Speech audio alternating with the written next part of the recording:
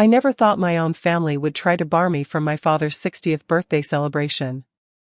Yet here I stood outside the Grand Azure, watching my sister Meline block the entrance with her designer-clad body. The five-star hotel's facade loomed behind her. Its elegant architecture is stark contrast to the ugly scene unfolding at its doors. "You can't be serious," I said, adjusting my simple black dress, one that cost more than Meline's monthly salary. Not that she knew that. "He's my father, too." Meline's perfectly painted lips curved into a sneer.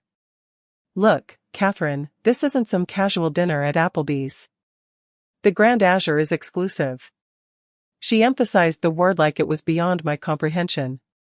"The tasting menu alone costs more than you probably make in a month." If she only knew that I designed that menu personally with our Michelin-starred chef. Besides, she continued, checking her reflection in the glass doors. Mom and Dad were clear. They only want successful people here. People who won't embarrass the family. I thought about the irony of her words. Just yesterday, I'd signed off on a $100 million expansion of the Grand Azure chain. Today, I was apparently too embarrassing to enter my own hotel. This whole situation would be almost funny if it didn't hurt so much. 10 years ago, when I decided to leave the family's small accounting firm to pursue my own path in hospitality management, they'd all but disowned me. My father's words still echoed in my memory. "No daughter of mine is going to be a glorified waitress." So, I'd let them think what they wanted. Let them believe I was struggling working minor jobs in restaurant management. Meanwhile, I'd built Azure Hospitality Group into one of the most successful luxury hotel chains in the country. The glorified waitress now owned 35-star hotels across 3 continents. "Catherine." My mother's sharp voice cut through my thoughts as she appeared behind Meline. "What are you doing here? We discussed this." No, they had discussed it. I'd received a text message this morning. "Don't come to Dad's birthday. It's at the Grand Azure. You can't afford it. Don't embarrass us." "I brought a gift," I said quietly, holding up the small envelope. Inside was the deed to a vacation villa in Tuscany, one of the Grand Azure's most exclusive properties. I'd planned to give it to my father as both a birthday gift and a revelation of who I really was. "Oh, what is it?" "A gift card to Olive Garden." Meline laughed. "Or did you scrape together enough tips to buy him something from the mall?" My mother's eyes narrowed at my simple clutch bag, a handmade Italian leather piece that cost more than Meline's car. "Whatever it is, I'm sure your sister's gift is more appropriate. She just made junior partner at her firm." You know, I knew just like I knew her firm was currently in negotiations to lease office space in one of my buildings. The lease they desperately needed and couldn't quite afford. "Meline's doing so well," Mom continued, warming to her favorite topic. "New house in the suburbs, luxury car, wonderful fiancé with such good prospects." She paused, giving me a critical once-over. "And you?" "Well, at least you're trying, I suppose." I thought about my penthouse overlooking Central Park, my collection of rare sports cars, the private jet I'd flown in on this morning, his mom. "At least I'm trying." "Speaking of trying," Meline smirked. "That dress? Couldn't you have made an effort? This is the Grand Azure, not some diner." I ran my hand over the sophisticated black silk customade by one of Paris's most exclusive designers. The same designer who had refused to make anything for Meline last month. Not that she needed to know that connection. "It's what I could manage," I said mildly. "Well, you can't come in," Meline declared. "We reserved the entire VIP floor. It's for family and distinguished guests only." The VIP floor, my VIP floor, the one I'd personally redesigned last year, down to selecting every piece of artwork in crystal chandelier. The distinguished guests being? I asked, genuinely curious about who they'd invited. "Oh, you wouldn't know them?" My mother waved her hand dismissively. "The Andersons, they own that successful law firm. The Blackwood's old man, you know, and Mr. Harrison from the bank. All very important people." I suppressed a smile. Thomas Anderson leased 3 of my properties. The Blackwoods had recently begged for a membership at my most exclusive resort, and Mr. Harrison. His bank was currently seeking a major loan from my investment group. Right? I said, very important people. Exactly. Meline said, clearly pleased. I understood my place. So you see why you can't be here.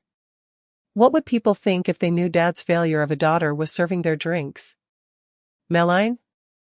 Our mother chided softly, though her eyes showed approval. Be nice. Catherine made her choices. If she'd stayed with the family firm like you did, things would be different. The family firm that now occupied a modest office in one of my buildings, always barely making rent. Just then, my brother-in-law Charles appeared, straightening his tie. What's taking so long? Everyone's waiting for O.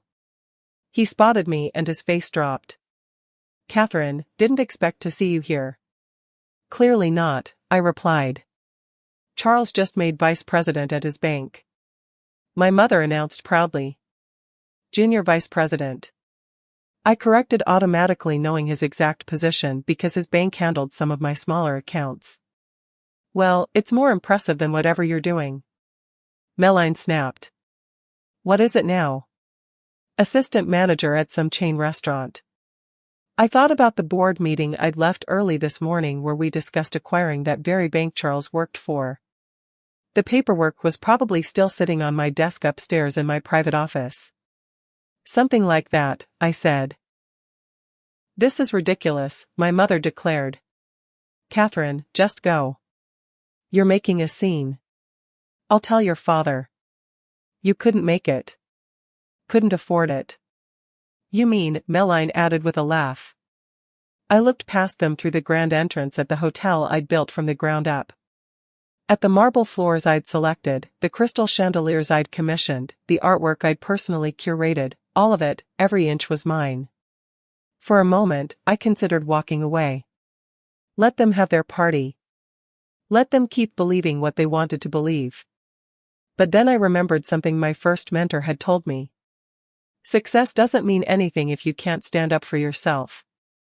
I straightened my shoulders, feeling the strength of everything I'd built without their support or approval. Actually, I said quietly, I think I'll stay.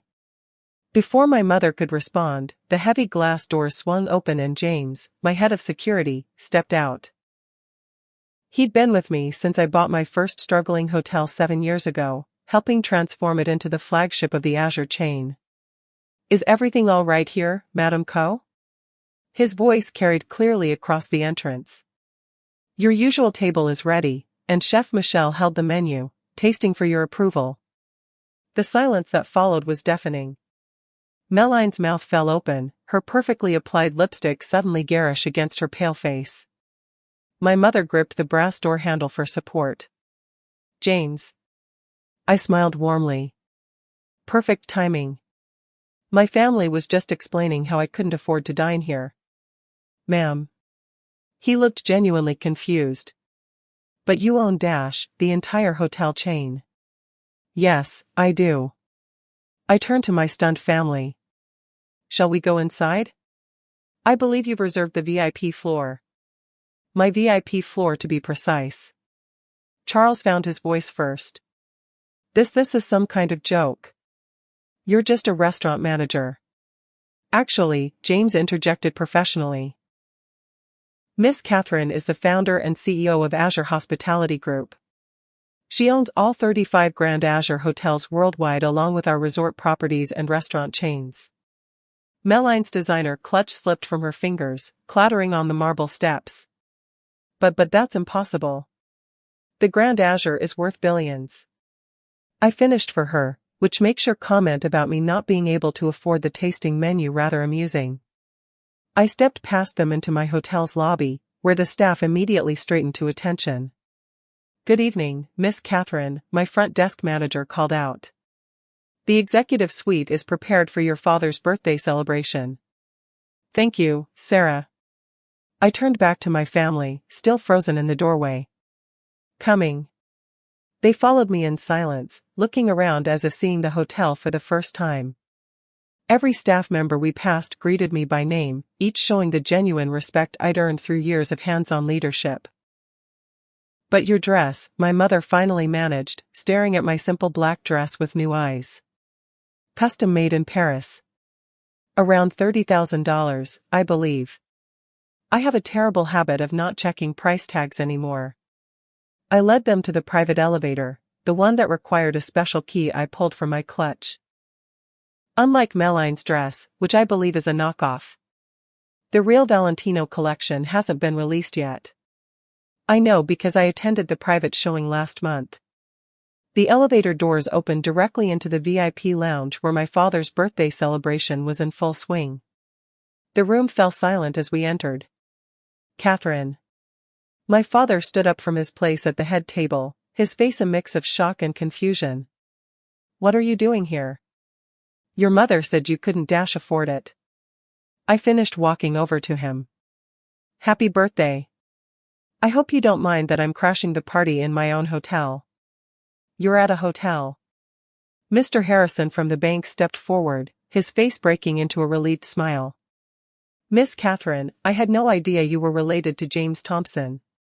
We've been trying to secure a meeting with you for months about that loan. Catherine owns the Grand Azure." Thomas Anderson joined in. "My God, James, your daughter is the mysterious CEO who's been buying up prime real estate across the city." My father sank back into his chair, the color draining from his face. "All this time when we thought you were just a glorified waitress," I raised an eyebrow. "Your words, I believe. From the day I left the family firm to pursue my dreams in hospitality." "But why didn't you tell us?" my mother demanded, still clutching her pearls like a lifeline. "Would you have believed me?" I asked quietly. "You didn't believe in me 10 years ago when I needed your support. Why would I share my success with people who only measure worth by the size of someone's bank account?" I paused, though by that metric, I suppose I'm worth more than everyone in this room combined. Meline collapsed into a nearby chair, her face ashen. "The villa in the south of France I tried to rent last summer. The one that was mysteriously unavailable." "Mine," I confirmed. "Just like the office building your firm is struggling to lease Charles and the resort membership you've been waitlisted for." "Mother Catherine," my father started, his voice unsteady. We save it." I held up my hand. "I didn't reveal this to hurt you, though you've hurt me plenty over the years. I did it because I'm tired of hiding my success to spare your pride." I turned to address the room. "Please enjoy the party. Everything is on the house." "My house?" I started to walk away, then paused. "Oh, and Dad, that envelope Meline wouldn't let me give you, it's the deed to a villa in Tuscany, one of my most exclusive properties. Consider it a birthday gift from your failure of a daughter." The next hour was surreal. People who had ignored me at previous family gatherings suddenly wanted to discuss business opportunities. The Blackwoods practically begged for that resort membership. Mr. Harrison cornered me about his bank's loan application. Through it all, my family sat in stunned silence. Meline's fiancé disappeared after learning her guaranteed future partnership at her firm depended on a lease she couldn't afford in my building. Charles kept making calls, presumably to update his resume. My mother alternated between crying and trying to explain to other guests that she'd always believed in her daughter's potential. As the evening wound down, I found my father alone on the terrace, staring out at the city lights. "Those buildings," he pointed to the skyline. "How many do you own?" "Enough," I replied, standing beside him. "The family firm's building included." He nodded slowly. "I was wrong about you, Catherine. So terribly wrong." "Yes, I agreed you were. Can you ever forgive us?" I considered his question, thinking about all the years of dismissal and condescension. "Forgiveness isn't the issue, Dad. Respect is. You never respected my choices or believed in my abilities. You only respect success after it's proven. And now I smiled slightly. Now you can tell people your daughter owns the Grand Azure. That should satisfy your need for impressive dinner party conversation." I left him there, heading to my private office on the top floor. Tomorrow, the family dynamic would shift dramatically. Meline would no longer be the golden child. My mother would frantically rewrite history to claim she'd always supported me. Charles and his bank would probably face acquisition.